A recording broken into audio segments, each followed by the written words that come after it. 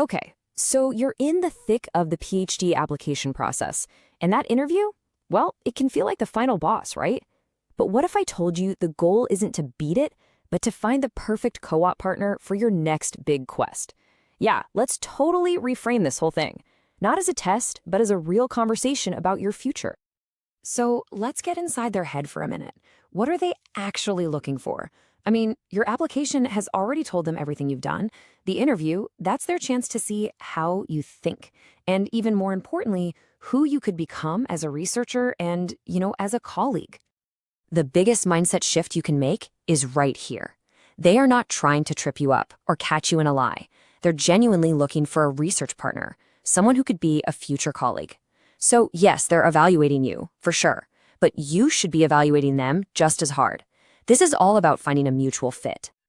So here's our game plan. We're going to cover this in 5 parts. We'll start with the crucial prep work before the call, then we'll dive into the big why questions, talk about how to frame your research, how to show your full self, and finally, we'll zoom out to see the big picture of what mutual fit really means.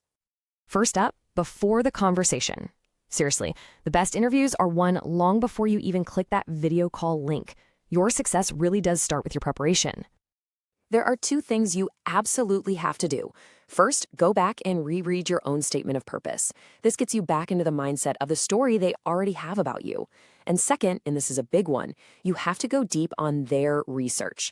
I'm not just talking about their bio page. You need to understand the questions that are driving their work right now. And here's what that deep dive actually looks like. Check out their recent publications. That tells you what they've been focused on. Look for new grant funding. That tells you where they're going next. And here's a pro tip. Look at what their current students are working on. That gives you the best, most realistic picture of what day-to-day life in that lab is actually like.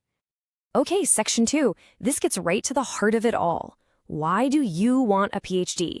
And maybe even more important, why do you want it here?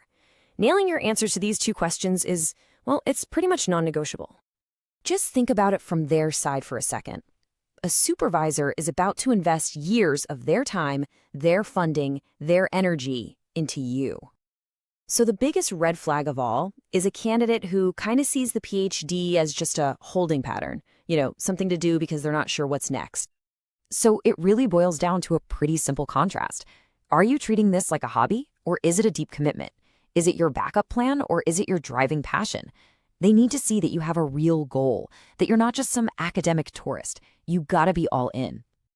Now for the other half of that puzzle. It's not just why do I want a PhD, it's why do I want a PhD here with you guys. You've got to be able to connect your passion to their specific program, their specific world. And showing that fit means getting specific. You need to draw a really clear line from your interests to their work.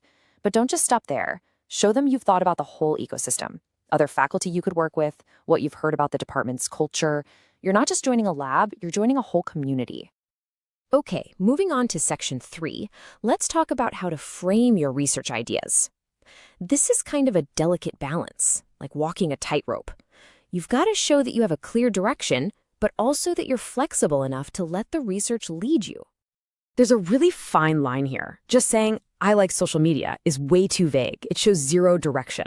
But on the flip side, showing up with a fully designed 3-study dissertation is way too rigid. It basically says you're not coachable. That sweet spot is right in the middle. You have a specific, exciting starting point, but you have an open mind about where it might go. So when you're talking, an advisor is listening for a few key things. They're basically asking themselves, can I actually help this person? Do they have ideas, but are they also open to being mentored? And, on a practical level, could their interests fit in with some of our existing projects? But the thread that runs through all of this is honesty. Seriously, authentic curiosity is so much more compelling than an answer you think they want to hear. All right, let's get into section 4, showing your whole self. A PhD is a long, intense journey, and your advisor wants to know who they'll be working with day in and day out. Remember, you are so much more than a list of accomplishments on a CV. Oh man, this quote is blunt because it's so true. Please, whatever you do, avoid that cliche humble brag answer about your weakness. My greatest weakness is that I work too hard. Ugh, it just screams a lack of self-awareness, and that is a massive red flag for anyone who's thinking about mentoring you. So what's a better way? Reframe it. See it as an opportunity for growth.